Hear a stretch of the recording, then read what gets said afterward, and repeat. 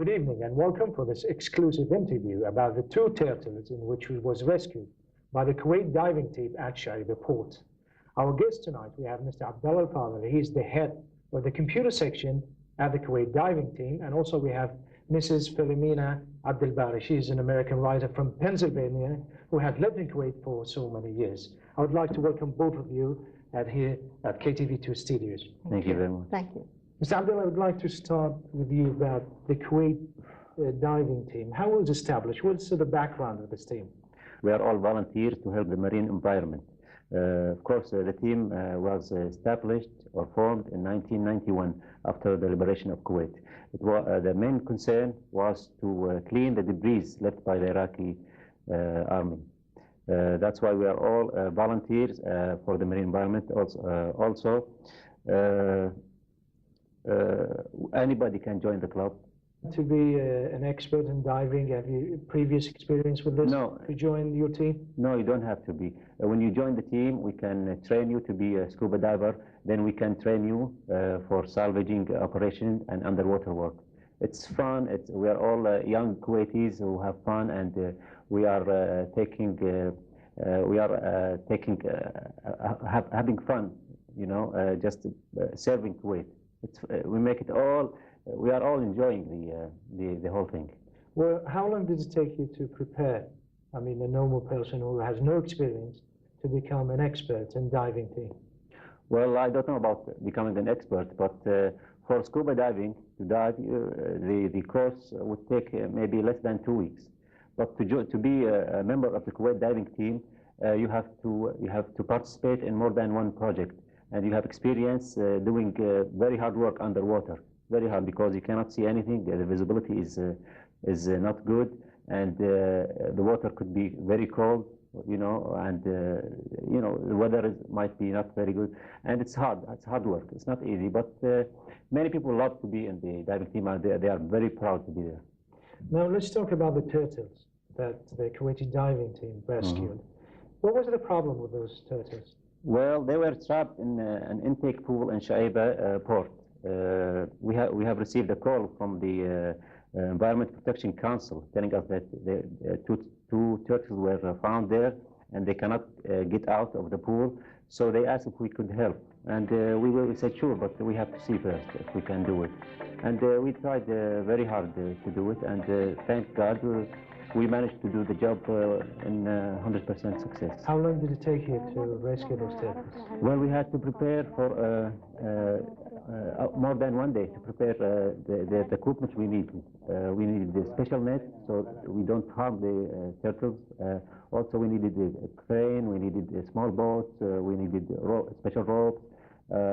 So after the operation took us about 12 hours from the morning till the evening, and it was very hard. Yeah. Did you use any aid, I mean, like the computer, internet, for instance? Of course, we needed information about how to rescue turtles. We have not rescued turtles before, I tell you. So we searched the internet, since we have an internet center in the team. We searched the internet. We looked for all the organizations around the world that are concerned about saving turtles. We emailed them to the computer. We emailed them. We asked for help, and within minutes, the responses were pouring in to the team, telling us how to do it and all the steps needed, and supporting us. Many of them were thanking us for doing this, and they could not believe that you know, they were Kuwaitis, or they are young people in these parts of the world who really cared about the animals. Of course, one thing we have to mention that. Of course, being kind to animal is also a part of our religion, Islam. As you know, Muhammad always encourages Muslims to be kind to animals. So it's both ways. We want to save the marine environment. Also, we want to follow our religion. So it matches very good. With those tips you mentioned that being sent by the internet, can you tell us a summary, concise way about those steps that you followed to rescue those turtles? Yes, they told us about the turtles, and also if we want to transport them from the pool to the open water. Yes. It was distance about like 7 kilometers. We have to use special foaming for them so they don't get hurt. We have to make them comfortable in the truck if you want to take them from the pool to the open water. Also, you have to keep them wet so they don't get dehydrated, you know. If they get, they have to be wet all the time. And many other things. They told us to take care not to get bitten by, because their bite is very, very strong, and also their flappers are very strong. They just told us to be aware of things and do, you know, it was very helpful. All the email we received was very helpful. And do you consider turtles are a dangerous species? They are considered to be dangerous species all over the world. They're becoming fewer and fewer, and because for many reasons. One of them is many countries still eat turtle, eat turtle eggs, and they make stuff from their shell. And some people just kill them for fun, which is bad. And many of them also get caught in the fishing net. When the fishers go, they catch many turtles. They get trapped, so they are getting fewer and fewer. While you say rescuing those turtles, was it dangerous for you? I mean, for the team? Any problems they confronted yes, the team? The pool, there was some danger involved because the pool was not suitable for diving. It has a high level of chlorine in it, and also there were turbines that pulling water inside and outside of the pool, which make a very strong current. Also, the pool was very deep, and the net, you cannot dive somewhere where there are many nets. You know, you can get tangled. So we took care. We had an ambulance ready in case of any emergency. We had all our equipment ready. We had 3 or 4 of our international diving instructors with us all the time. They made sure we follow all the safety rules, and thank God we made the job complete. So. I mean, now with the team, when they were inside the pool I think was by the power station of Shaiba. Yes. What was the pool for? The pool was... why it was made for? Okay. The pool was there when they needed water to cool all the industrial area, all the engines, the big engines, the refinery. So this pool, they take the water from the Gulf, then they take it to the pool. Then they inject chlorine so they can kill all the living creatures inside the water. Then they take the pool to cool all the industrial area. That's why. But how the turtles get trapped into this? They swim and they came into... Well, this is a good question. Or they like to come to Kuwait?